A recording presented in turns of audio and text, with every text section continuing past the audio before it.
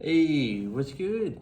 Thought I'd do a little video update. I haven't done a video update for a little while, so I figured I'd do an update before I go to bed.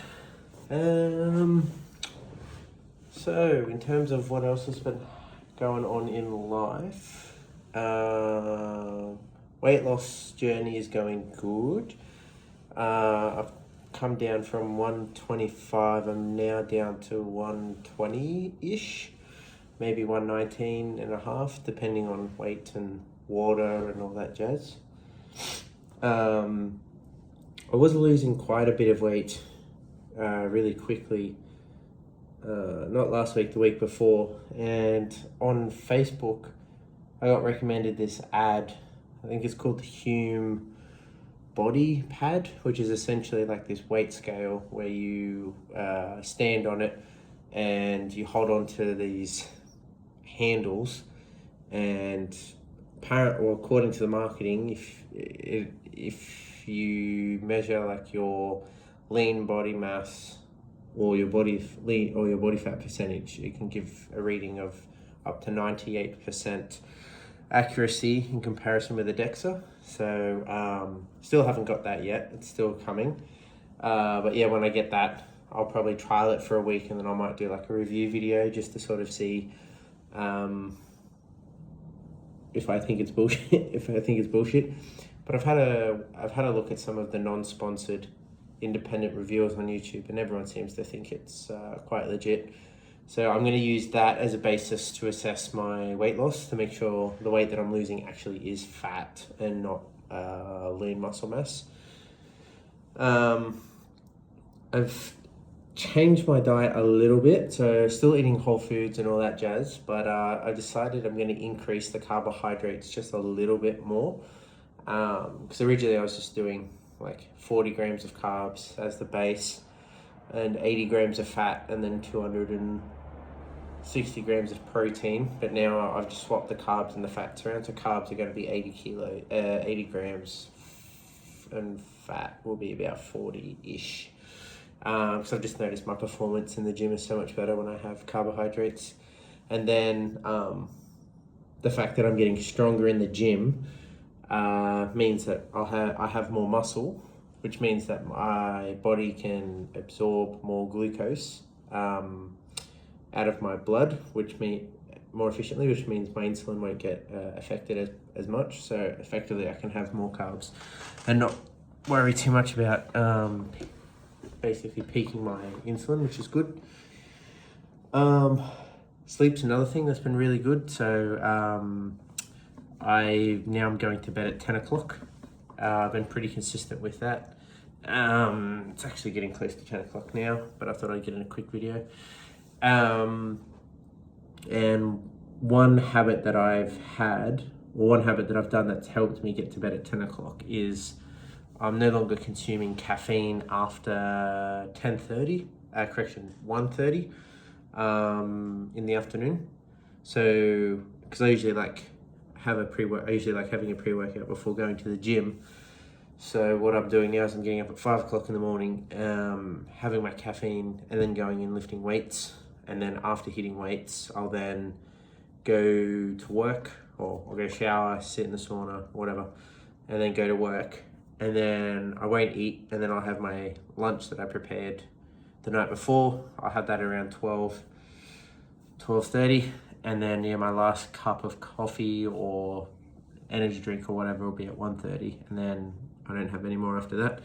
And I've noticed my sleep's gotten better. I sleep longer, I don't wake up as much, and I'm a lot more relaxed for the rest of the day. So it's actually quite nice. So really enjoying that. What else is happening? I'm halfway through my semester at uni. So I'm doing my Masters of Tax Law at UNSW. This semester I'm doing Advanced Corporate Tax and Taxation of Multilateral Treaties. So I've just submitted my Advanced Corporate Tax Assessment, and I've got my Tax Treaties Assessment due on Thursday. So I just got to do a proofread of that and get the word count down a little bit. But I'm feeling pretty confident I'll have some good marks for those. and then I've only got 2 more courses and the next semester, and then I should have my Masters of Tax Law done in December, which will be pretty sweet, because I'm thinking that the graduation ceremony will actually be in maybe like March next year or something like that. So that would give me like a good solid, 9 months, really 9 months of solid lean cutting or lean maxing, whatever. So yeah, I'll look good in the photos when I get my graduation certificates and all that jazz. So that's good. I started a YouTube channel called Meridian, and I uploaded my first video on Russia's tax system and how it's used to fund the Ukrainian war. So I was really getting, and that was like a half an hour video. It's okay. I got like, I think it's like 7 likes and 50 views or something, but I was pretty stoked.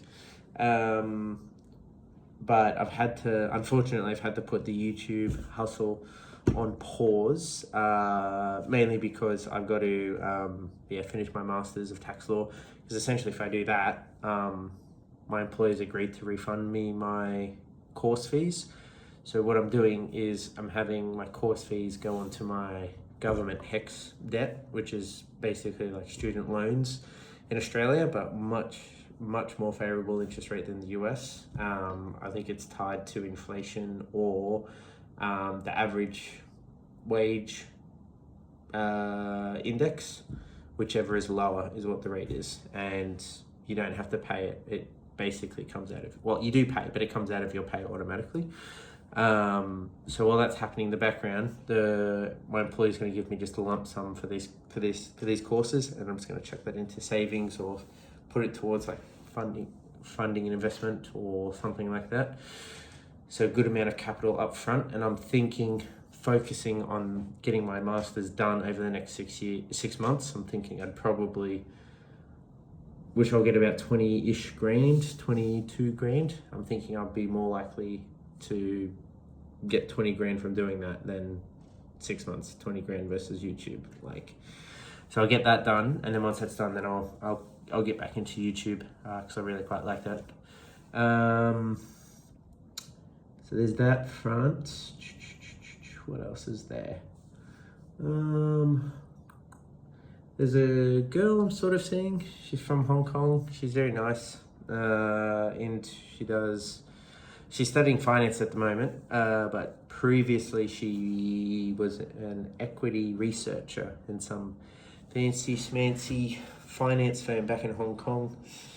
But I give a shit for it all the time. I'm just like, that doesn't mean shit in Australia. Our capital markets are absolutely dog shit, so I give a shit for that all the time, but yeah, she's good value. What else?